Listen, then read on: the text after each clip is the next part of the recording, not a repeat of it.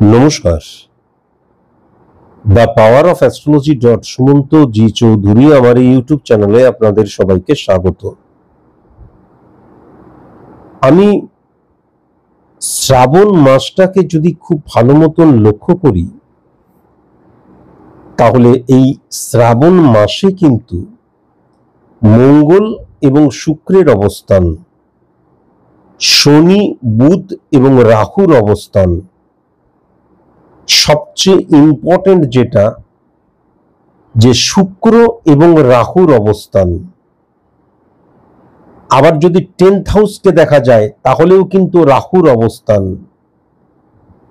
তাহলে এই যে অবস্থানগুলো এবং সবচেয়ে ইম্পর্টেন্ট জায়গা যেটা যে রবি, রাহু এবং বৃহস্পতির অবস্থান,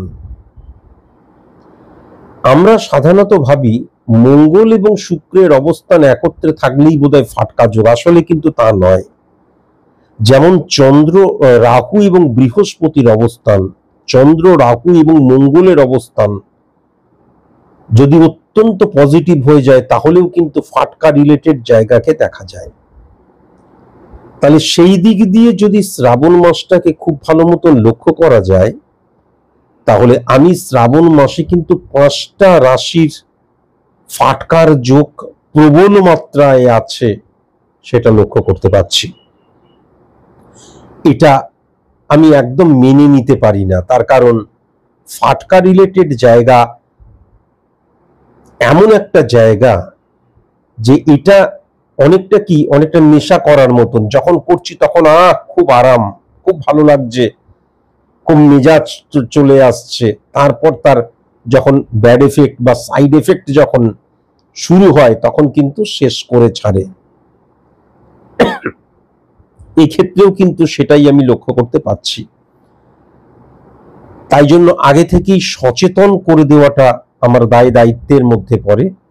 সেই সচেতনতা নিয়েই কিন্তু আজকের এই অনুষ্ঠানটা, যদিও আমি আলোচনাটা করছি কিন্তু সার্বিক মতে, কেননা আমি যদি খুব ভালো মতন লক্ষ্য করি তাহলে এই শ্রাবণ মাস এবং স্পট ইমপ্লিমেন্টেশন ছক, সেখানে 12টা রাশি মেষ থেকে মীন পর্যন্ত পশ্চিমবঙ্গে প্রত্যেকটা রাশির জাতক জাতিকা কয়েক লক্ষ করে রয়েছে।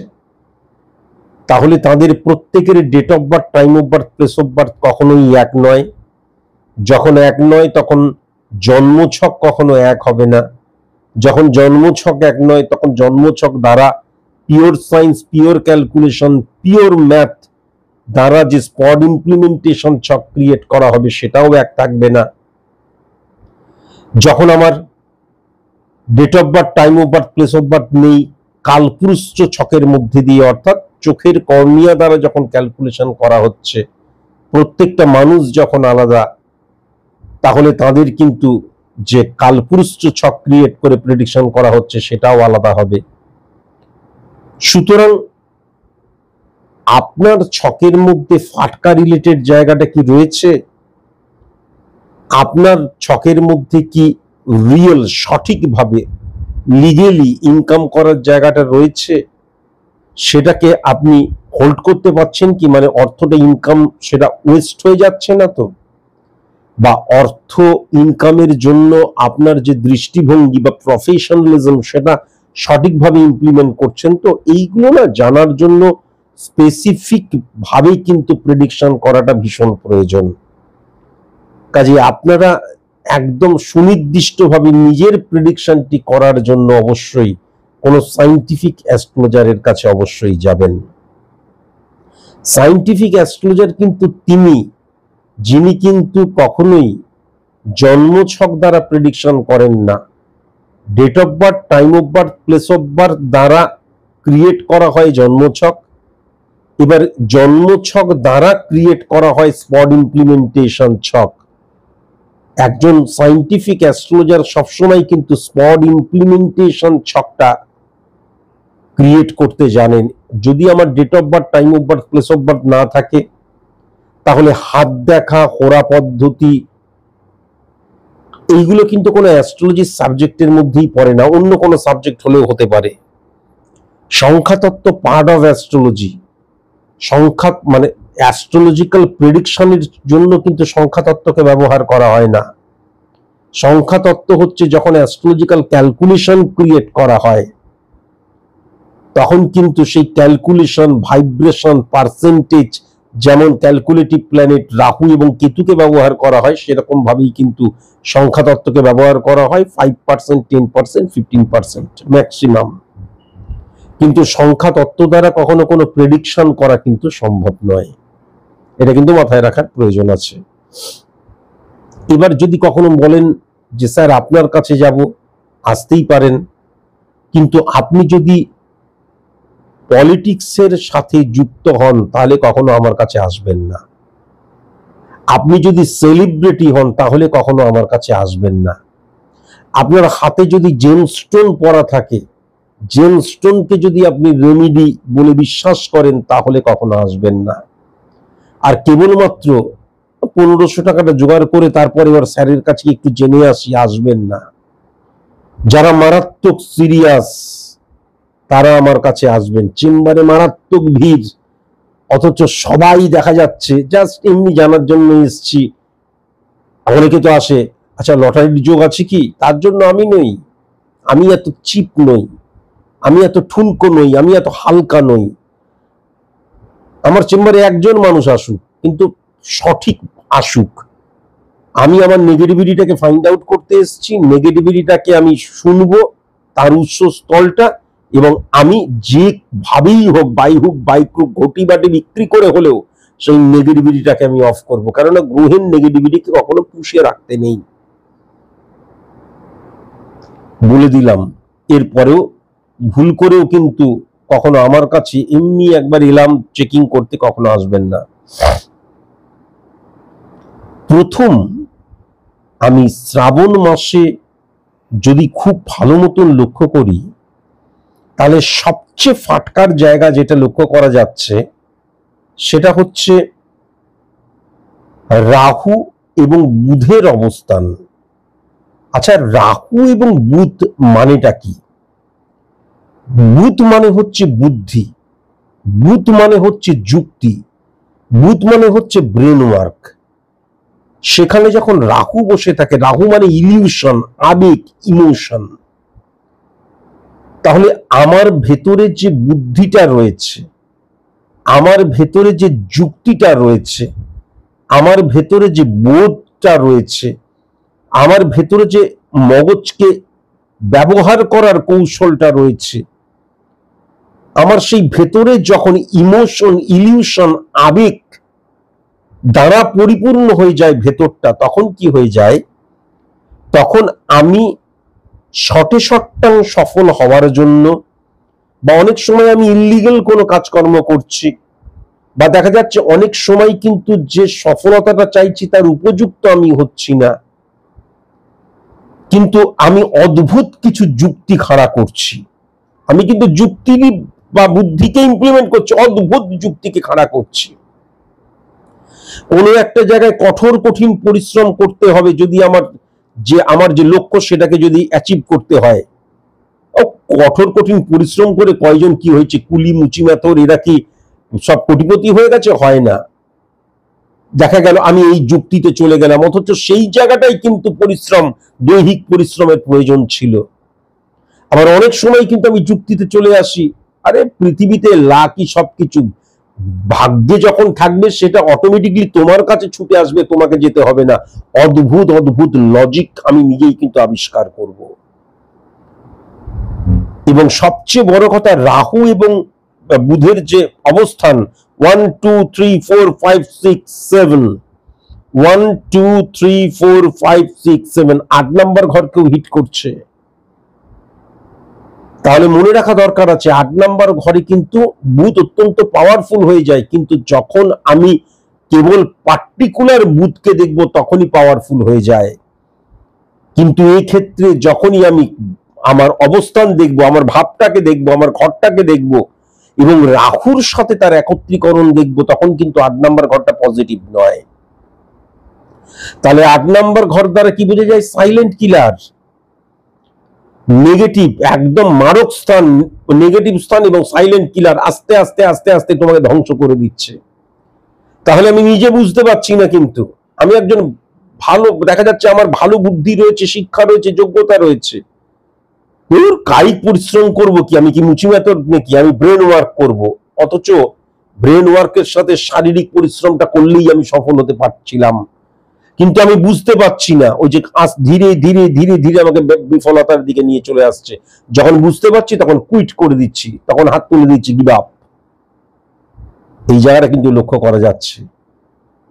আমি যেটা দেখতে পাচ্ছি, মিথুন রাশির জাতক জাতিকাদের ক্ষেত্রে প্রবল মাত্রায় কিন্তু ফাটকা রিলেটেড জায়গাটা প্রবল মাত্রায় কিন্তু লক্ষ্য করা যাচ্ছে, প্রবল মাত্রায় লক্ষ্য করা যাচ্ছে। মানে সেইটাকে তারা বিশ্বাস করে ফেলবে এবং সেইটাকে তারা ভরসা করে ফেলবে এবং সেইটাকেই তারা সোর্স অফ উপার্জনের বা স্টেবিলিটির মাধ্যম বলে মনে করবে। এটা সবচেয়ে নেগেটিভ।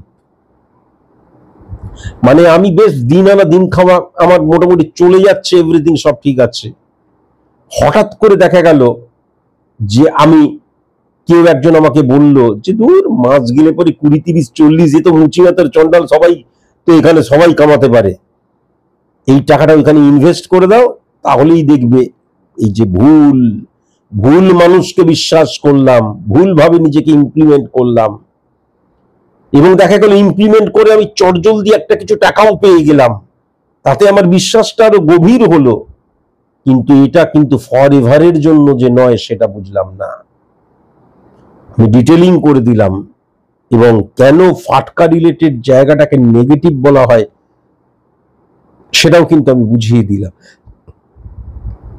তাহলে সর্বপ্রথম যেটা লক্ষ্য করা যাচ্ছে, মিথুন রাশির ক্ষেত্রে কিন্তু এই ফাটকা যোগের জায়গাটা ভয়ঙ্কর লক্ষ্য করা যাচ্ছে এবং সেটা কিন্তু খুব একটা পজিটিভ সাইড নয়। হয়তো তোমাকে শ্রাবণ মাসে অনেক কিছু দিল, আমি এমন অনেক ক্ষেত্রে দেখেছি যে ফাটকা রিলেটেড জায়গা থেকে এত বেশি আসছে, তখন আমি একটা বাড়ি করে নিলাম বা দেখা যাচ্ছে একটা গাড়ি কিনে নিলাম। আমরা তো একদম পাতি বাঙালি বুদ্ধি, কিনে তো নিলাম এবং তারপর ফাটকাটা চলছে, ভালোই আছি, ফাটকাটা যখনই অফ হয়ে গেল তখন ওই গাড়ি মেনটেন করা আর বাড়ি মেনটেন করা আমার পক্ষে সম্ভব হলো না। ভাড়া দিয়েও আমি আর কোলাতে পারলাম না, তখন আমার লোভ তো এক্সট্রিম পর্যায়ে চলে গেছে। আলটিমেট আমি সেই দুটোকে রক্ষাই করতে পারলাম না, গাড়িটাও বিক্রি করতে হলো, বাড়িটাও বিক্রি করতে হলো। আমি আশা করি বোঝাতে পারলাম। সেকেন্ড যদি লক্ষ্য করা যায়,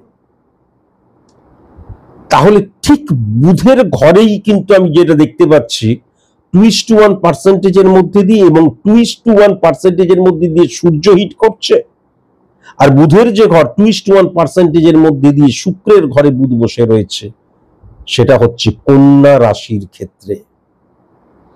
তাহলে কিন্তু কন্যা রাশির জাতক জাতিকাদের ক্ষেত্রেও আমি যেটা লক্ষ্য করতে পাচ্ছি, অর্থনৈতিক ফ্লাকচুয়েশন শুরু হবে। আমার আজ বিজনেসটা ভালো চলছে, আবার 2 দিন খারাপ চলছে, বা দেখা গেল আমি আমার অফিসে গিয়ে প্রচুর পরিশ্রম করছি, মাস গেলে 40, 50, 60 হাজার টাকা, 70 হাজার টাকা ইনকাম করছি, ফিক্সড ইনকাম। এরকম একটা সিচুয়েশনের মধ্যে হঠাৎ করে মনে হবে এইটা দিয়ে আমি আমার যে চাহিদাটা রয়েছে সেটা পরিপূর্ণ করব কি করে। কেন মনে হবে? তার কারণ 9-6 কানেকশনের মধ্যে দিয়ে চন্দ্র কিন্তু 1 নম্বর ঘর, 5 নম্বর ঘর এবং 11 নম্বর ঘরকে হিট করছে। আমার আমির মধ্যে আমার আমিকে প্রশ্ন করবে কিন্তু চন্দ্র, এটা কি আমার শুধু 50, 60, 70 হাজার টাকাই বাস আর নয়, এখন তো যে কেউ 40-50 হাজার টাকা ইনকাম করছে, আমার আর সোর্স অফ ইনকামটা একটু বাড়ানো যায় না? এই যে চিন্তাধারা এবং সবচাইতে নেগেটিভ জায়গা কন্যা রাশির জাতক জাতিকাদের ক্ষেত্রে 5 নম্বর এবং 11 নম্বর ঘর কানেকশন, তার মানে বন্ধুত্বের জায়গা থেকে কোনো বন্ধু কিন্তু তখন বুদ্ধি দিতে শুরু করলো। ইভেন এমনটাও হতে পারে, চল আমরা 3 জনে মিলে এমন একটা বিজনেস করি যেটা কিন্তু আলটিমেট সেই বিজনেসটা কিন্তু ফাটকা রিলেটেড বিজনেস। এবং সবচেয়ে বড় ব্যাপার যেটা, আমি প্রত্যেকটি যে রাশির কথা বলছি সেই রাশিগুলো কিন্তু সবচেয়ে বড় কথা, শ্রাবণ মাসে তাদের 100% দেবে। শ্রাবণ মাসে কিন্তু ফেলিওর হয়ে যাওয়ার জায়গা লক্ষ্য করা যাচ্ছে না, বরং গেন গেন গেন গেন, লাভ লাভ লাভ লক্ষ্য করা যাচ্ছে। কিন্তু কেবল একটা মাস বা তার এফেক্ট হয়তো আর 1-2 মাস রইল, সেটাই তো আমার সারা জীবনের অবস্থান নয়, এটা বোঝার প্রয়োজন আছে। আরেকটা জিনিসও কিন্তু আমি কন্যা রাশির ক্ষেত্রে মারাত্মক লক্ষ্য করতে পারছি, যেহেতু শুক্রের অবস্থান এবং বুধের অবস্থান সৃষ্টি হচ্ছে এবং সমসপ্তমী কিন্তু শনিকেও হিট করছে, তাই জন্য আমরা অনেক সময় প্রচুর অর্থ যখন ইনকাম করি ফাটকা রিলেটেড জায়গা থেকেই, তারপরে আমরা এমন কোনো কিছু কিনি যেটা কিন্তু পরবর্তীকালে তার দামটা বৃদ্ধি হচ্ছে তা নয়। আমি যদি একটা জমি কিনতাম, জমিটার দামটা কিন্তু বৃদ্ধি হচ্ছে, আমরা তা না করে কি করলাম, একটা গাড়ি কিনে নিলাম, গাড়ি করে যাবো, গাড়ি করে আসবো, এসি চলবে, কিন্তু সোর্স অফ ইনকামটা ফাটকা রিলেটেড সেখান থেকেও যে ইনকামটা হচ্ছে সেটা তো আলটিমেট 1 মাসের জন্য, 2 মাসের জন্য, 3 মাসের জন্য, বড়জোর 6 মাসের জন্য। তাহলে তারপর সেই গাড়ির ভ্যালুটা কিন্তু কমে আসছে, এটা কিন্তু আমরা কিছুতেই বুঝি না। বা দেখা গেল আমি আমার জীবনযাত্রার মানটা এমন জায়গায় নিয়ে চলে গেলাম, পরবর্তীকালে কিন্তু এই ইনকামটা আমার সারাক্ষণ সারা জীবন ধরে থাকবে না, বা 10 বছর ধরে, 15 বছর, 20 বছর ধরে থাকবে না। তখন দেখা গেল আমার একটা স্ট্যাটাস মেনটেন, মানে আমি হঠাৎ করে টাকা হাতে এলে হঠাৎ করে বড়লোক হওয়া মানুষদের কিন্তু বিরাট বড় একটা মানে একদম মারাত্মক ঝালরের মতো লেজ হয়ে যায়। তবে হঠাৎ করে যখন আরে আমি এখন যেটা চাইছি তা তো আর পাচ্ছি না, তখন সেই জায়গাটায় কিন্তু ভাঙনের সৃষ্টি করে, সেটাও কিন্তু কন্যা রাশির ঘরে মারাত্মকভাবে লক্ষ্য করা যাচ্ছে। আবার যদি খুব ভালো মতন লক্ষ্য করা যায়, শুক্র স্বয়ং বসে রয়েছে কিন্তু মঙ্গলের ঘরে, মঙ্গল উচ্চস্থ, এবং শুক্রকে যদি দেখা যায় 6-9 কানেকশনের মধ্যে দিয়ে 4 নাম্বার ঘরকে, 9 নাম্বার ঘরকে, 5 নাম্বার ঘরকে শনিকে উচ্চস্থ করে দিচ্ছে। তাহলে নেক্সট যেটা লক্ষ্য করা যাচ্ছে, ফাটকা থেকে মারাত্মক ইনকামের জায়গা এই আমাদের শ্রাবণ মাসে, তারা কিন্তু হচ্ছে বৃশ্চিক রাশি।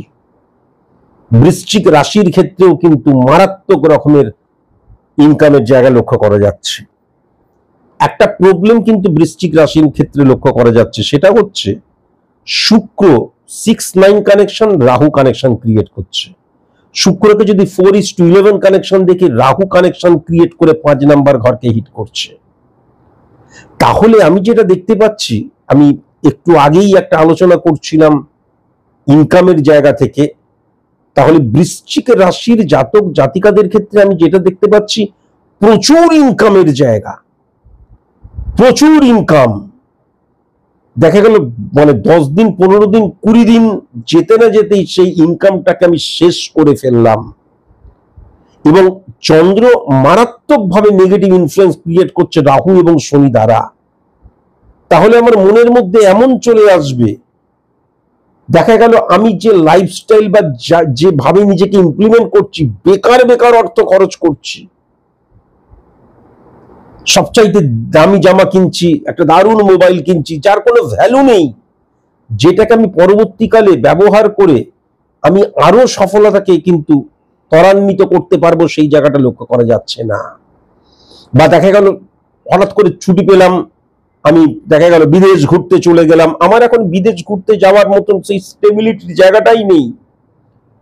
আমি জাস্ট ফাটকা ইনকামের ফলে 1-1.5 মাস 2 মাসে প্রবল ইনকাম করলাম, সেটাকে খরচা করে ফেললাম, গাড়িও কিনে নিতে পারি।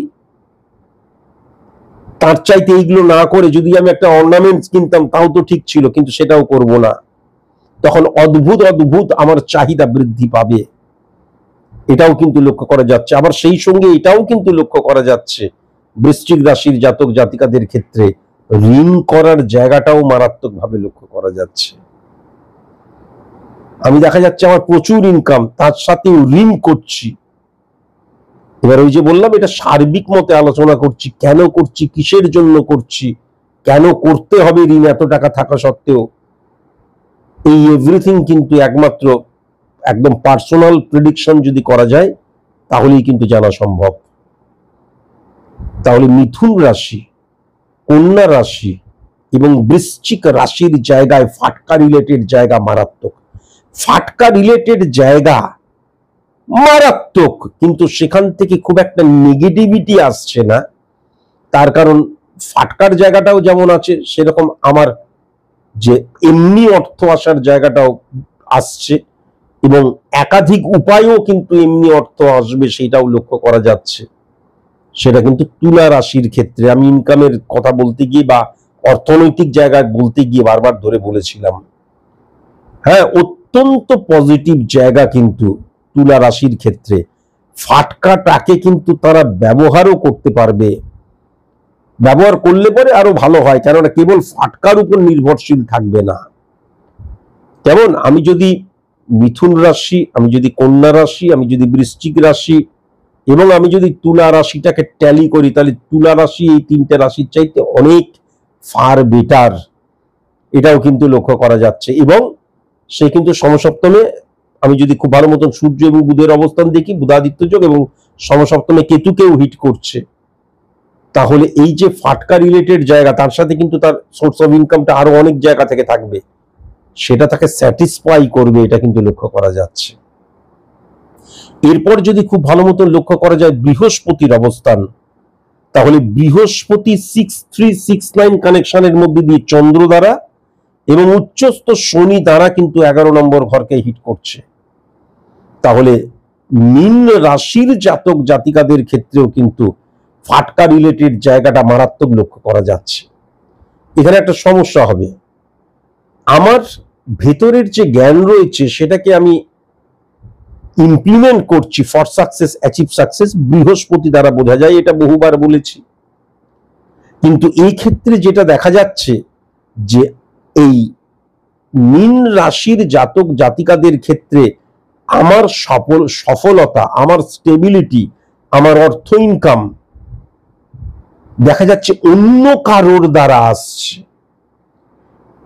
এমন হতেই পারে, দেখা গেল আমি কোনো পৈতৃক সম্পত্তি পেলাম, সেই পৈতৃক সম্পত্তিটা পেয়ে হঠাৎ করে, কেননা অর্থ কিন্তু অনর্থের মূল, অর্থ কিন্তু আজকের দিনের ঘরে বসে আমার কাছে ওই বেঁচে থাকার মতন, ডাল ভাত খাওয়ার মতন অর্থ আছে, তখন যে প্ল্যানিংটা করব, আমার কাছে এককালীন 1 লাখ টাকাই যদি চলে আসে, 50,000 টাকাই চলে আসে, আমি আমার কাছে বলছি, তখনই আমি হারিয়ে ফেলবো, কি করবো রে ভাই এত টাকা দিয়ে। তাহলে মানুষের কাছে যখন ফাটকা রিলেটেড অনেক টাকা চলে আসে, তখন কিভাবে ইমপ্লিমেন্ট করবে, কিভাবে সেই অর্থটাকে খাপে খাপে রাখবে বুঝিয়ে উঠতে পারে না, তখন মিসইউজ অফ মানির জায়গাটা মারাত্মক লক্ষ্য করা যায়। এই ক্ষেত্রে মীন রাশির জাতক জাতিকাদের ক্ষেত্রে আমার দ্বারা যে ফাটকা রিলেটেড মানি আসছে সেটা কিন্তু লক্ষ্য করা যাচ্ছে না, বরং লক্ষ্য যেটা করা যাচ্ছে সেটা হচ্ছে অন্যের দ্বারা আমি পরিপুষ্ট হয়ে যাচ্ছি। আমার পার্টনার, সে এমন কোন ফাটকা রিলেটেড জায়গা, আমিও তার সাথে রয়েছি, দেখা যাচ্ছে তার দ্বারা আমি অর্থ পেয়ে যাচ্ছি। বা দেখা যাচ্ছে আমি হঠাৎ করে আমার বউয়ের বাপের বাড়ির সম্পত্তি পেলাম, বা হঠাৎ করে দেখা গেল এই যে সম্পত্তি পেলাম, কেন এটাকে ফাটকা বলছি, পৈতৃক সম্পত্তি পেলাম, ফাটকা কেন স্যার? ফাটকা এই কারণের জন্যই যে এটা হঠাৎ করে টাকাটা পেলাম, হঠাৎ করে উড়িয়েও দেব, এটাও কিন্তু লক্ষ্য করা যাচ্ছে। হয়তো উড়িয়ে দিলাম না, আমার দারুণ প্রিয় বন্ধু, সে বললো এই টাকাটাকে এই জায়গাটায় ইনভেস্ট করে দেওয়া, দারুণ, এরা বিপুল সুদ দিচ্ছে, ভুল জায়গায় ইনভেস্ট করালো বেশি সুদ পাওয়ার জন্য, ভুল জায়গায়। বা দেখা গেল এইটা নিয়ে এই বিজনেসটা চল শুরু কর, এই বিজনেসটা করতে আরম্ভ করে দে, এমন বিজনেস করলে ভুল জায়গায় ইনভেস্ট করিয়ে দিলে। তাহলে মীন রাশির জাতক জাতিকাদের ক্ষেত্রে যেটা লক্ষ্য করা যাচ্ছে, আমার দ্বারা নয়, আমি ফাটকা রিলেটেড জায়গা না, তা কিন্তু নয়, মানে আমার ভেতরের যে জ্ঞান, সেই জ্ঞানটাকে ইমপ্লিমেন্ট করে 1 মাসের রাজাই হই, 15 দিনের রাজাই হই, 2 মাসের রাজাই হই, অর্থনৈতিক দিক দিয়ে সেই জায়গাটাও কিন্তু লক্ষ্য করা যাচ্ছে না। আমার ভেতরের কোনো জ্ঞান ফ্যান নয়, অন্যের দ্বারা পরিপুষ্ট হচ্ছি। আমি বহু এক্সাম্পল এরকম দিয়েছিলাম, অন্যের দ্বারা মানে পরিপুষ্ট হচ্ছি। আমার কোনো পার্টনারের দ্বারা হতে পারি, আমার কোনো পৈতৃক সম্পত্তি দ্বারা হতে পারি, যে অর্থটা আসছে সেটাকে মিসইউজ করে দিচ্ছি। যখন মাসে আমার 30,000 টাকা লাগে, সেরকম ভাবে যখন আমি প্ল্যানিং করে চলছি, হঠাৎ করে যদি আমি কখনো 10 লাখ 15 লাখ 20 লাখ টাকা পেয়ে যাই, তাহলে ইহো জন্মে সেটাকে আমি ইমপ্লিমেন্ট করতে পারবো না। আমার এক স্টুডেন্ট ছিল, খুব ইম্পর্টেন্ট, আমি একটু শোনাই। আমি পার্টিকুলার আমি নাম বলছি না, সেই কৃষ্ণনগরের ওই সাইডটাতেই সে থাকতো।